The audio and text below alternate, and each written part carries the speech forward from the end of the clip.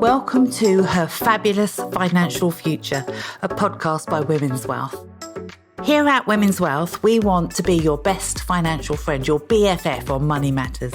If you've ever thought, I'm useless with money, or it feels like I should know more about this stuff, but somehow I just don't, then this is for you. I'm Sam Seckham, an award-winning chartered financial planner with decades of experience as an independent financial advisor. But much more relevant and interesting are the amazing women I meet and their stories. Let's talk about finances, bust through the taboos and take charge. We can create our own fabulous financial futures.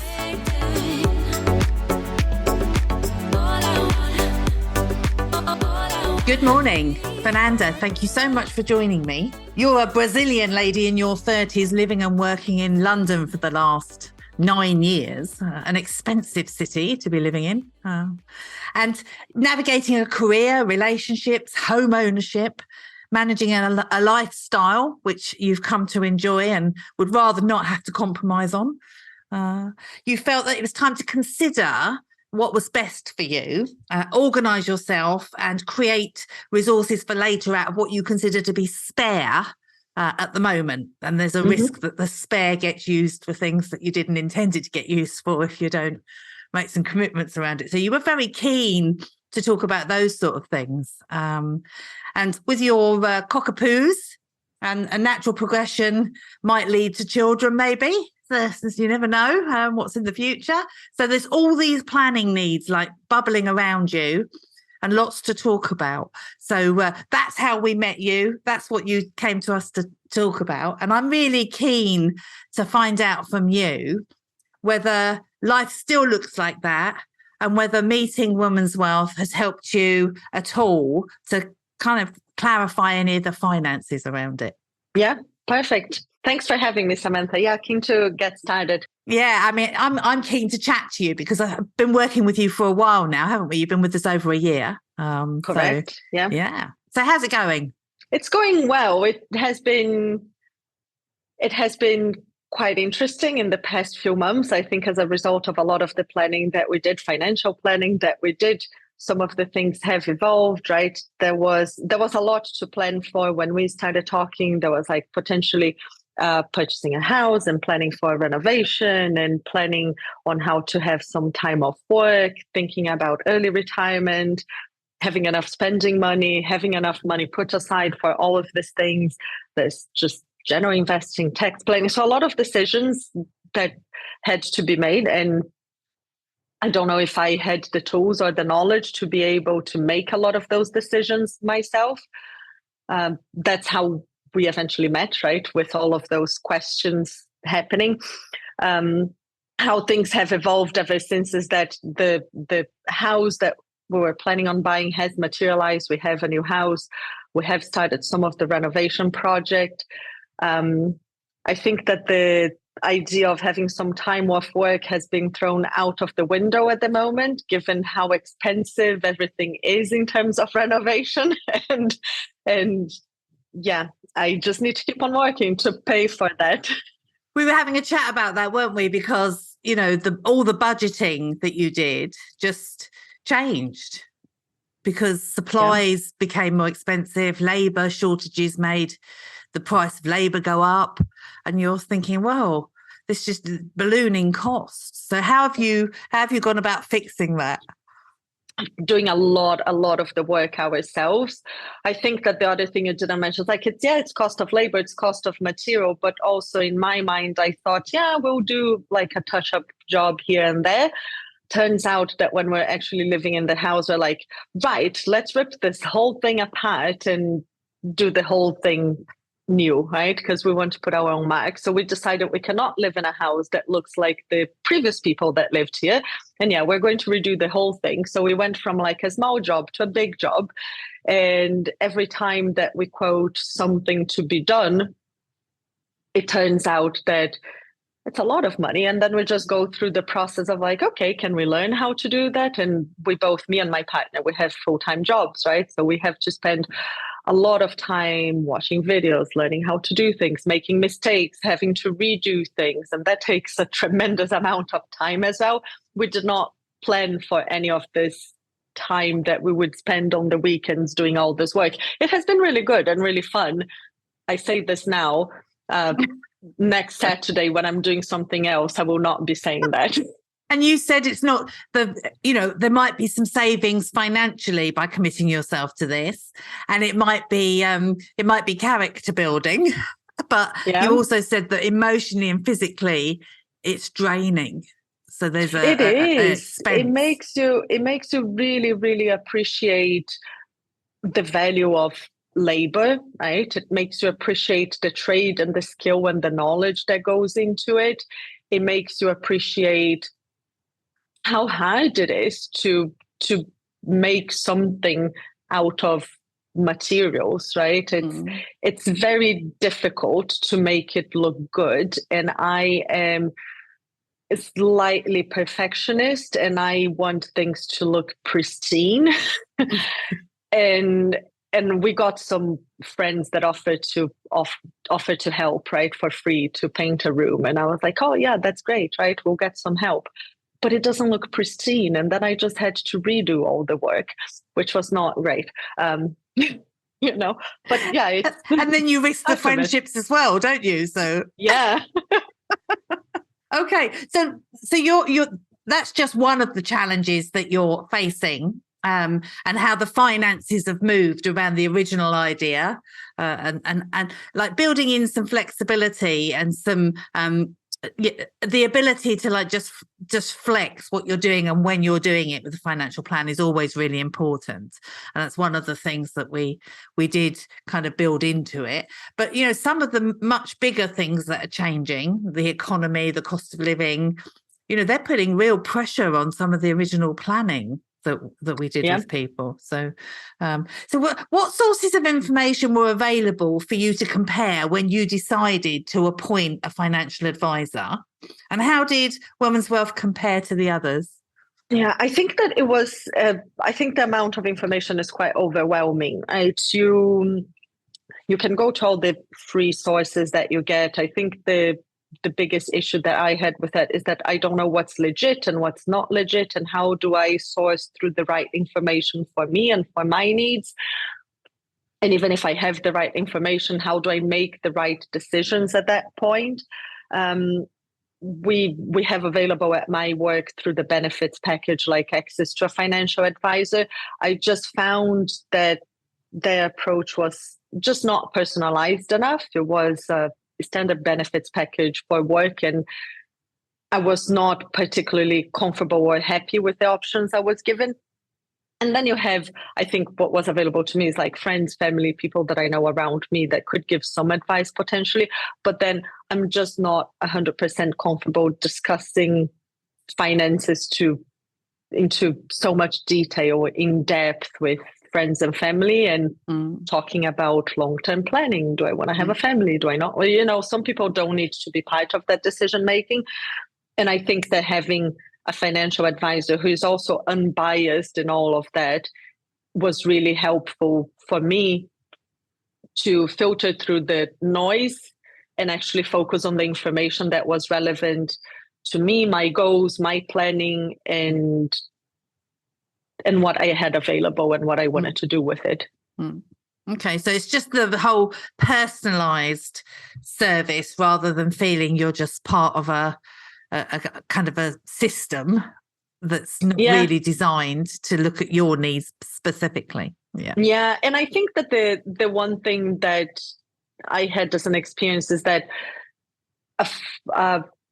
I think it's overlooked by many people that financial decisions are emotional decisions as well.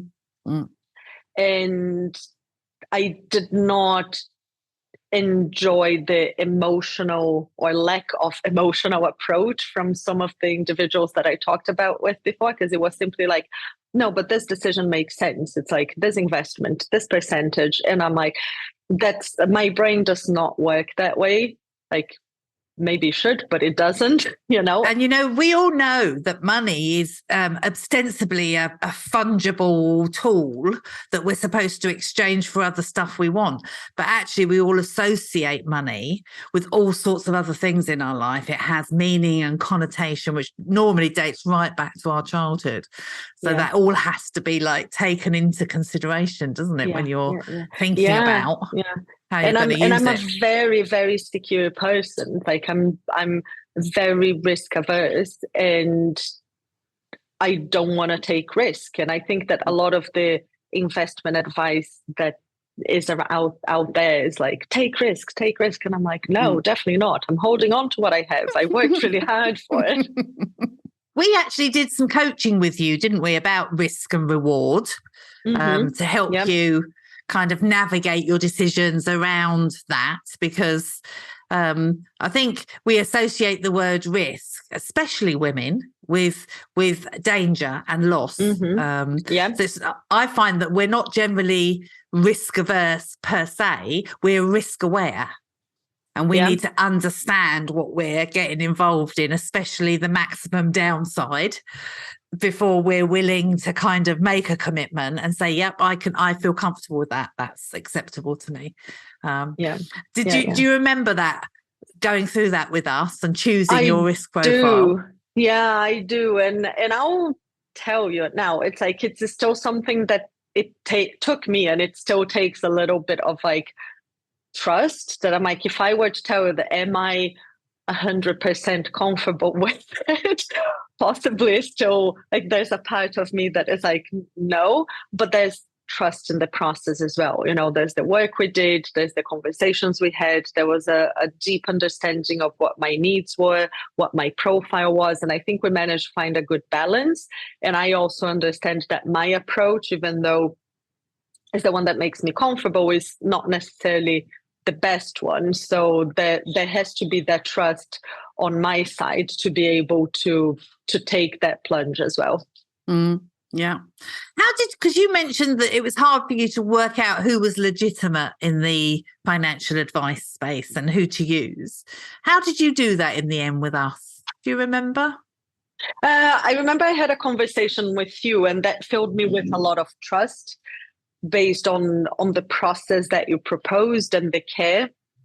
I think the thing that strikes me the most is that you never had a salesy approach. That's like, we'll do this, sign here, do that, pay that, and job done, which is usually what we find. Of course, I read a lot of reviews as well. I went to check what it was all about, but I think your approach in particularly made a huge difference in my decision making. I think that's why we chose not to have, we're independent financial advisors. We don't distribute anybody's products. We choose for our clients what best suits them. But it's also we charge fixed fees, so we don't mind whether they're tiddlers or whoppers. We earn the same. So it kind of disconnects all of that from, so how much money you feel comfortable leaving in the bank compared to investing is a personal decision for us to make together. It's not my earnings as an independent financial advisor aren't changed by you investing more. So I think we work on neutralizing any of those things that might affect the decision making, so that you can feel really comfortable. And so we haven't got any drivers in the business that take our attention off the absolute best thing for our clients. So it works, and I'm glad you spotted it, and I'm glad it made you feel comfortable, because that's the whole intention of working that way. The only people we take money from is our clients, so nobody can bribe us or try and incentivize us to do anything except our clients. So a good way of working. I love it. The money mentors love it. There are probably ways of earning more as a financial advisor, but they won't be as rewarding, and we won't have as comfortable of relationships with our clients. So it definitely made a difference for me. Good. So what has been the most useful part of your journey so far, Fernanda? So the most useful part. I think removing the stress from the decision making. I think that was the most useful, like hands down the most useful part. I think that way too many decisions in life to make every single day, at work, with what we do at home, with, where do I send the dogs to daycare? It's like everything is a decision that we need to make. And that is a big one that I didn't feel prepared to make by myself. Okay. And removing that stress was a huge help. I think it just helped me in life in general by removing a huge layer of stress that I would have had having to make those decisions alone. I'm glad to hear that. I'm glad we're useful to you, and that it extends, rather than just that decision being easier, it makes life easier, because that decision-making process has like a partner that helps you, and you feel a bit kind of easier about it. That's great. Do you feel that you're better informed and capable around your finances, having been through the Women's Wealth process? I have two answers to that, and that's yes and no at the same time.